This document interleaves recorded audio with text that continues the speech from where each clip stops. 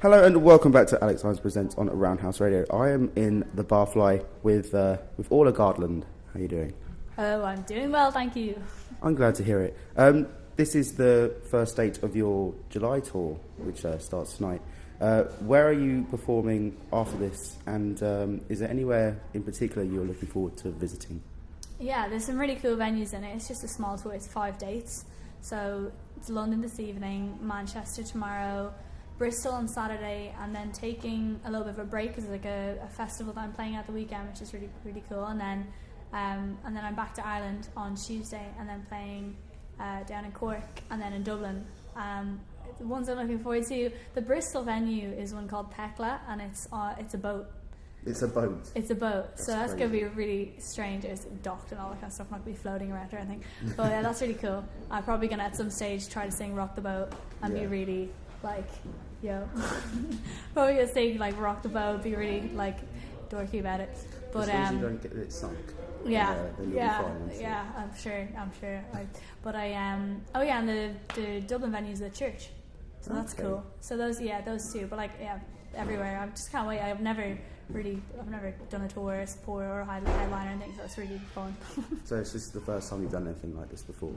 Yeah, and it's such a strange feeling because the first time I ever played in London was last year around this year, and it was this venue. I was supporting my friend, and I was so nervous and just to have I just sound checked earlier, and I just felt so much more confident than I did this time last year. And just because it's the same venue, it's kind of resonating with around that time, and it's really nice to kind of feel a bit more sure of myself and a bit more just sort of being able to enjoy it more as opposed to kind of being absolutely crippled by nerves. It's kind of a good balance at the moment. That's me all the time. I'm here just like, oh my god, I'm interviewing someone. Yeah. This isn't going to go well, but it's going alright so far. But what else does the summer and the rest of the year entail for yourself?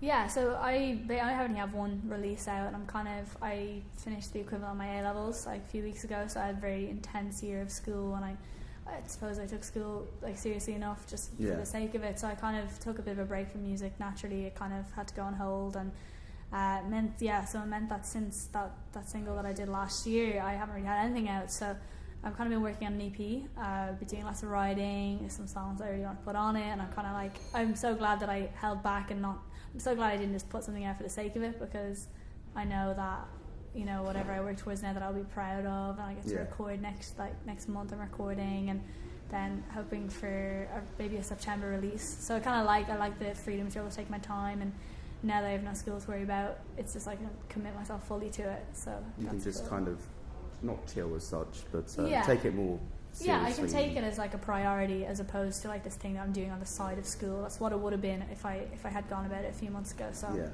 glad that I held back. But la-di-da with your A-levels, or A-level equivalents, I haven't got there yet, so I'm stumbling through. But what were the influences behind your single, which is Devil on My Shoulder? Influences, lyric-wise, or musician-wise, or both. Well, lyric-wise, it was kind of about. I was kind of toying with the idea. I watched a lot of cartoons when I was younger, and I always loved that kind of thing, like angel on one shoulder, devil on one shoulder. So it's quite really cool imagery, and kind of just started toying around the idea what if the angel wasn't there? It's kind of you're your own worst enemy, and this kind of internal battle with yourself, all that kind of stuff. That's how that came about lyrically. And musical influence wise, for Devil, maybe not so much for that song, but in general, Regina Spektor is a big one for me. I really like Laura Marling, Imogen Heap, a lot of kind of female artists I really look up to. Yeah. As well as a bunch of male ones. Ben Howard is one huge one, just guitar based and everything. So yeah, there's a huge thing. But Regina Spektor, musical influence wise, probably my top one. Nice. Well, I was gonna say Devil on My Shoulder kind of relates to my personality, always egging people to do things they shouldn't be doing. Yeah, They're just kind of go on, you want to. Yeah, go on. Exactly. But no, I shouldn't go on. Glad you really that you want to. understand it then. Because it's me. It's a song about me in the title, at least, anyway. But who are your personal and musical influences? We've just touched on a few. But, personal influences. That's a good one. Well, my parents are pretty good about everything. Influence-wise, they're really good about the fact that I am taking a gap year, good about the fact that music is what I want to pursue, despite you know, how tricky it can be, and that's really good, you know, because if they weren't up for it, I wouldn't be up for it, so it's really good. Personal influences. I like anyone, like, in general, just a good work ethic, because for school I have a rubbish, leave everything to the last minute, and you can't really do that in music. You just have to be steadily working towards it, chipping away, kind of sort of carving your skill, especially with songwriting. It's just like a skill, you have to keep at it and you gradually improve, so I kind of have to adopt some better work habits and stuff. So anyone, but yeah, musical influences again, Reggie Speck. So we've already touched on them. I think it might be a good idea to not to repeat yourself. Okay. But what would you say is the biggest venue that you have played at? You said you've played here before, but are there any others you'd say are bigger than the Barfly that you played at? Yeah, I supported, there's a guy called Brezzy, who's quite big in Dublin, and I supported him in a venue called the Academy about a month and a half ago. That would have been about 700, 800 people, so that was really cool. Was that in Dublin? That was in Dublin, where I'm from. And then, let me think, a friend called Gabrielle Applin, I supported her last year in London in a venue called Dingwalls. That's just around the corner. That was about maybe 400. Yeah, there's been a few kind of sort of decent support ones, but this one and the Dublin day of the tours are my biggest headliners. So okay.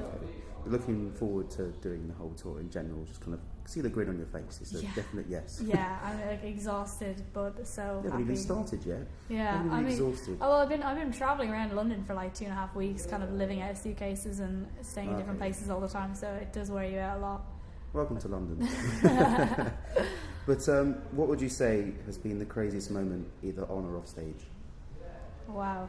Actually, you know, it might have been today. I had like the way the tour tickets worked, so there was some pre-sale tickets. Yeah. And there was like, you could come to the sound check, and I got to like meet people, and it was really cool. And a bunch of them just bought me this ukulele. Obviously you can't see it, but it's a ukulele shaped like an avocado, and it's a really decent instrument, and I've been playing it since I got it, and it's just like that fact that anyone would go out of their way to buy me a present, I just feel so loved. So that's pretty crazy. Yeah. Oh, it's quite cool. Are you going to use it tonight during the gig? I actually wish I could, but I kind of haven't played ukulele for ages. I know it would be a bit of a fail, but I wish I had been more prepared, because I didn't think I'd have a ukulele with me. I didn't travel with one over, so pretty amazing. Yeah. That's quite. I'm jealous. I want an avocado-shaped ukulele. Like, where do you even get that? I don't know. It's amazing. We're in Camden. You can get many things in Camden. Anything you want. Yeah, exactly. Yeah. And if you could have any superpower, what would you have and why? I would probably be invisible. Why? I just love the idea. I'm just a real gossip, and I'd love to just listen in on a few conversations. Wouldn't mind to see what people think of me, and kind of like, you know, be listening on those things.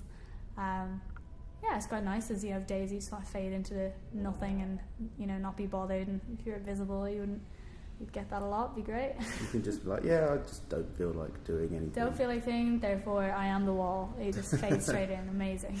That would be pretty kind of, I don't know, I get the kind of whole, let's stalk on people. Yeah. But the kind of like, I can get both sides. Like, I don't really want to do anything today. Let's just disappear, watch TV. Yeah, it would be quite cool. And just bury my face in a basket full of chocolates. Exactly.